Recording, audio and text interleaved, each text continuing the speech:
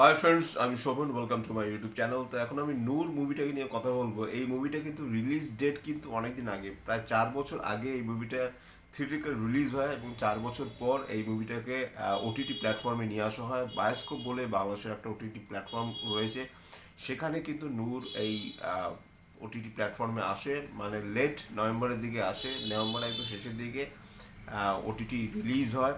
মুভিটার ডিউরেশন সব থেকে বড় কথা হলো মাত্র 1.5 ঘন্টা মুভিটার ডিউরেশন, এবং 1.5 ঘন্টার মধ্যে যে এরকম একটা সিনেমাকে যে শেষ করা যায় সেটা কিন্তু দেখিয়ে দিয়েছে ডিরেক্টেড বাই রায়হান রফি। এবং রায়হান রফি নিজে এই গল্পটা লিখেছে এবং যথেষ্ট ভালো এখানে অভিনয় করছে আরিফিন শুভ এবং ঐশী, এই দুটো মেইন ক্যারেক্টার।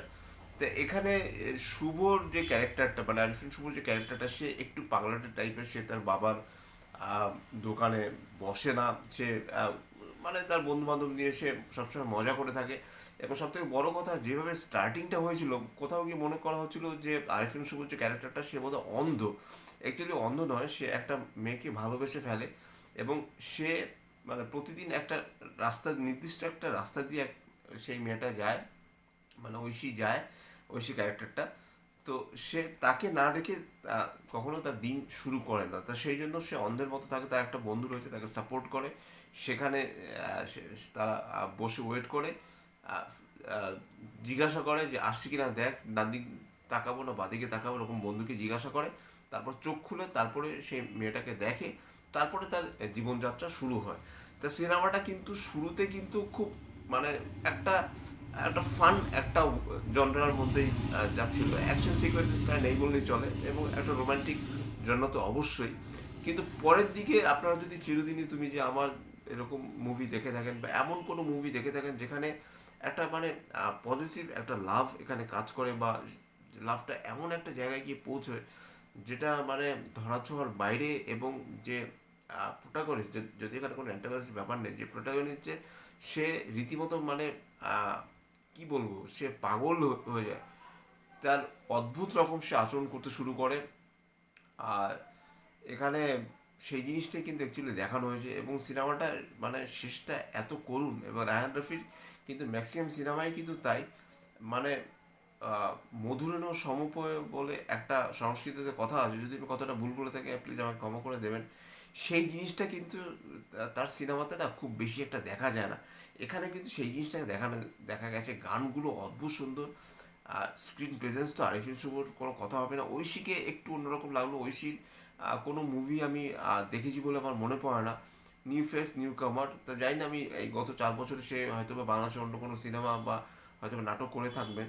কিন্তু আরিফিন শুভর যে ক্যারেক্টারটা, মানে অদ্ভুত ক্যারেক্টার। তার অভিনয় সত্তা নিয়ে কোনো কথা হবে না, মানে এত ভালো তার অভিনয়। পুরো সিনেমাটা জুড়েই শুধু আরিফিন শুভর মানে প্রশংসা করতে হয়। ব্যাকগ্রাউন্ড মিউজিক যেরকম ভালো, সংলাপ ভালো, যেরকম সিনেমাটোগ্রাফি, কালার গ্রেডিং সব ভালো। রায়ান রফি কিন্তু বেশ ভালো একটা কাজ করেছেন এই নূর সিনেমাটাকে নিয়ে। কিন্তু বেশ কথা হচ্ছিল আজ থেকে বেশ কয়েক বছর আগে। আমিও তখন সিনেমাটা মানে দেখুন, আমরা তো এদেশীয়, কাজেই আমাদের পক্ষে তো একটা বাংলাদেশের সিনেমা দেখা সম্ভব না যতক্ষণ অব্দি ওটিটি প্ল্যাটফর্মে না আসছে, বা অন্য উপায় ছাড়া, মানে চুম্বক শক্তি বলতে পারেন, বা অন্য অনেক উপায় রয়েছে যেগুলো আপনারা এখন তো অডিয়েন্স অনেক স্মার্ট, সেগুলো আপনারা জেনে থাকবেন। সেই সব উপায় ছাড়া তো আমাদের দেখার কোনো গতি নেই। যদি চরকি একমাত্র এখানে মানে চরকিতে সাবস্ক্রিপশন নেওয়া যায়, এছাড়া অন্য অন্য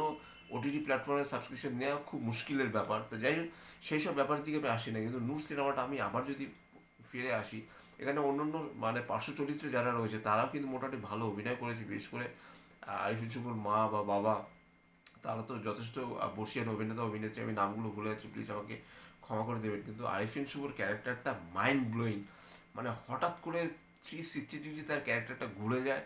এবং একটা সিন রয়েছে যে যে আরিফিন শুভ ঐশীকে মানে বিয়ে করার পর সে একটা কোলবালিশকে পুড়িয়ে দিচ্ছে, মানে রেগে গিয়ে। কেন সে কোলবালিশকে জড়িয়ে ধরে শোবে, কেন সে আরিফিন শুভকে জড়িয়ে ধরে শোবে না, যে এই ক্যারেক্টারটাকে মানে সেই জায়গাটা কিন্তু মানে আরিফিন শুভর যে মানে অভিব্যক্তি রীতিমতো দেখবার মতো। আর অ্যাক্ট্রেস যে সে মোটামুটি, এবং একটা সবসময় একটা ব্যাকগ্রাউন্ড চলে, প্রথম থেকেই শেষ অবধি দেখানো হচ্ছে যে ঐশীর যে ক্যারেক্টারটা, সে ট্রেনে করে একটা জায়গাতে আরেকটা জায়গায় যাচ্ছে এবং যেতে যেতে সে তার স্মৃতিচারণা করছে, মানে সে যাচ্ছে, সেই সিনটা একটু দেখাচ্ছে, আবার মানে ফ্ল্যাশব্যাকে চলে যাচ্ছে, আবার কিছুটা যাচ্ছে, আবার ফ্ল্যাশব্যাকে চলে যাচ্ছে। এইভাবে সিনেমাটাকে দেখানো হয়েছে এবং সিনেমাটা কিন্তু সত্যি সুন্দর। যদি আপনারা দেখে না থাকেন সেইভাবে জুগাড় যেটাকে বলে থাকি হিন্দি অর্থে, সেভাবে আপনারা জোগাড় করে দেখতে পারেন। এছাড়া বায়োস্কোপ ওটিটি প্ল্যাটফর্ম যদি আপনারা ঢুকতে পারেন তো সেইভাবে আপনারা দেখতে পারেন। আমার কিন্তু ভালো লেগেছে এবং আরিফিন শুভ অনেকগুলো সিনেমায় আমি দেখেছি, আমার বোধহয় এরকম পারফরমেন্স আরিফুল শুভর আমি এর আগে কখনো দেখিনি। মাইন্ড ব্লোয়িং পারফরমেন্স, ফাটিয়ে পারফরমেন্স করেছেন এবং স্টোরিটা সত্যিই খুব ভালো এবং স্টোরি বিল্ড আপটাও বেশ ভালো দেওয়া হয়েছে এবং 1.5 ঘন্টার মধ্যে সিনেমাটা শেষ করেছে। এটাও কিন্তু hats off to Raihan Rafi যে এত অল্প সময়ের মধ্যে এবং কোথাও কোনো বোরিং ব্যাপার নেই।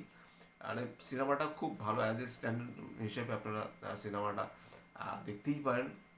তো আমার কিন্তু নূর সিনেমাটা খুব ভালো লেগেছে, এটাকেও আমি হাইলি রেকমেন্ড করবো যারা সিনেমা দেখতে ভালোবাসেন বা যারা রোমান্টিক ফ্লিক দেখতে ভালোবাসেন, যারা রোমান্টিক জনরার মুভি দেখতে ভালোবাসেন, তারা প্লিজ এই নূর এই মুভিটা দেখুন বা দেখার চেষ্টা করুন। যে কোনোভাবে আপনারা দেখতেই পারেন।